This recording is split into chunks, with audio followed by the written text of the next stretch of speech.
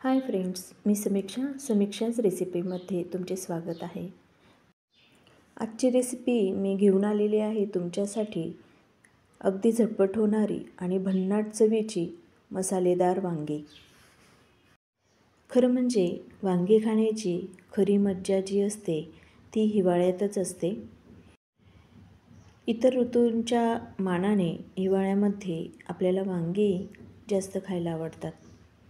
तर आज आपण बघूयात मसाला वांगी एका वेगळ्या पद्धतीने। तर इथे गरम तव्यात मी 1 चमचा तेल घेतलेला आहे। तेल तापल्यानंतर इथे मी खोबऱ्याचे तुकडे टाकलेले आहेत। हे खोबऱ्याचे काप जे आहेत ते साधारणतः 2 ते 3 इंच खोबऱ्याचे आहेत। आता इथे 2 छोटे कांदे जे आहेत ते मी कापून घेतलेले आहेत। कांदेही आपल्याला मीडियम फ्लेमवर शॅलो फ्राय होईपर्यंत भाजून घ्यायचे आहेत।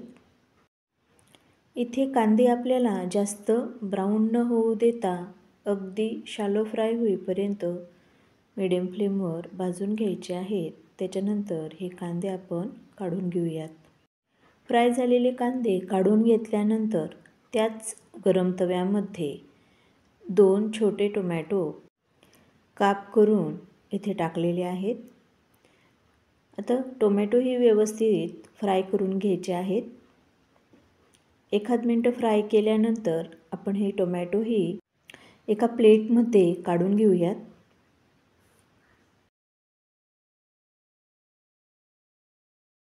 अशा पद्धतीने भाजून घेतल्यामुळे ग्रेव्ही बनवायला जास्त वेळ लागत नाही। आता इथे 1 छोटी वाटी मी शेंगदाणे घेतलेले आहेत किंवा मूठभर शेंगदाणे घेतलेले आहेत। तेही आपल्याला व्यवस्थित भाजून घ्यायचे आहेत।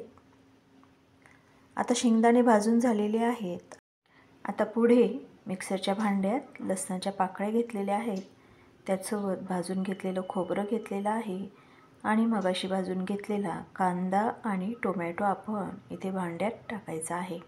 आता मी इथे घेत आहे 6 ते 7 काळी मिरी। त्याच्यासोबत भाजून घेतलेले शेंगदाणे पण घेत आहे आणि मस्तपैकी फ्रेश अशी कोथिंबीर घेतलेली आहे। आता हे सर्व साहित्य मिक्सरला फाईन पेस्ट करून घ्यायचे आहे। इथे कढईमध्ये साधारणतः 2 पळी मी इथे तेल घेतलेलं आहे। तेल छान कडकडीत तापल्यानंतर इथे मी साधारणतः 300 ग्रॅम वांगी घेतलेले आहेत।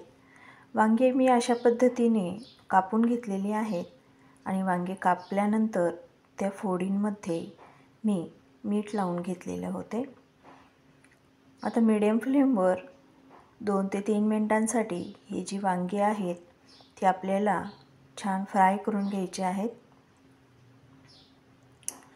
अशा पद्धतीने फ्राय केल्यामुळे वांगी जी आहेत ती लवकर शिजतात। शिवाय वांगी कोवळी असल्यामुळे इथे त्यांना शिजण्यासाठी किंवा फ्राय होण्यासाठी जास्त वेळ लागत नाही। 2 ते 3 मिनिटं व्यवस्थित परतवून झाल्यानंतर काही वेळासाठी इथे वांग्यांना झाकून ठेवूयात। इथे मी झाकण ठेवलेलं आहे आणि इथे वांगी बऱ्यापैकी शिजलेली आहेत। आता ही वांगी जी आहेत आपण एका प्लेटमध्ये काढून घेऊयात।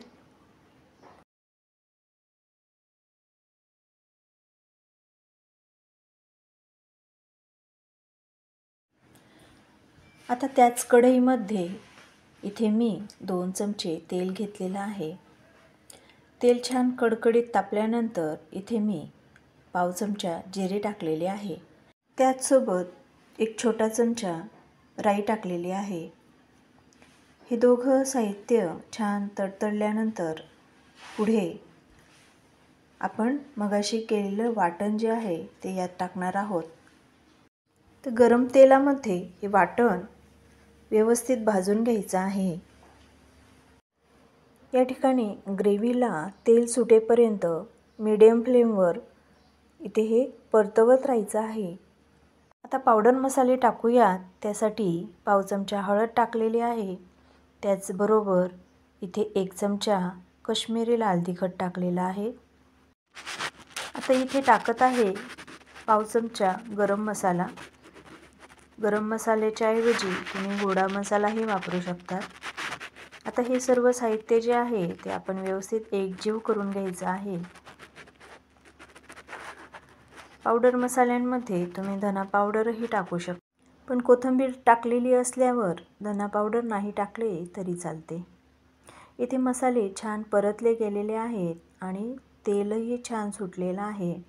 आता या स्टेजला मगाशी परतवून घेतलेली जी वांगी होती ती यात सोडायची आहेत।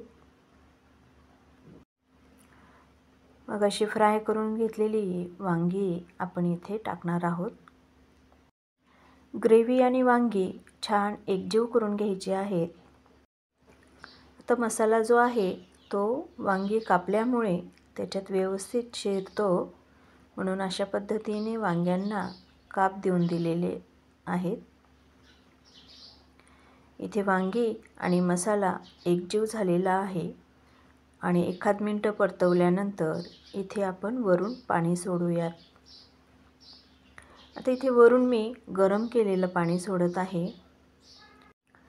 पाणी थंड वापरल्यामुळे भाजीची टेस्ट जी असते ती छान येत नाही, म्हणून मी नेहमी पाणी गरम वापरत असते। इथे आपण आपल्या अंदाजाप्रमाणे गरम पाणी टाकायचे आहे। इथे तुम्ही फक्त एक पळी गरम पाणी सोडून कोरडे मसाले वांगीही ठेवू शकतात।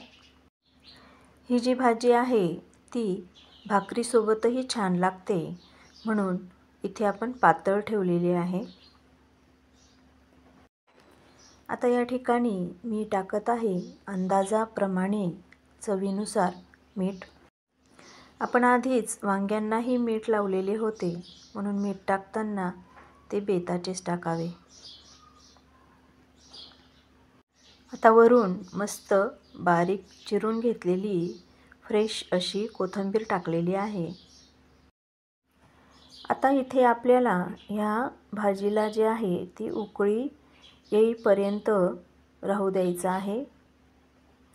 एक उकळी आल्यानंतर आपली ही भाजी इथे तयार असेल। त्यासाठी 2 मिनिटांसाठी झाकण ठेवलेलं आहे आणि इथे आपली वांग्याची मसालेदार भन्नाट चवीची भाजी तयार झालेली आहे। आता ती आपण सर्विंग बाउलमध्ये काढून घेणार आहोत। बघा इथे किती छान तर्रीदार भन्नाट चवीची अशी वांग्याची भाजी तयार झालेली आहे।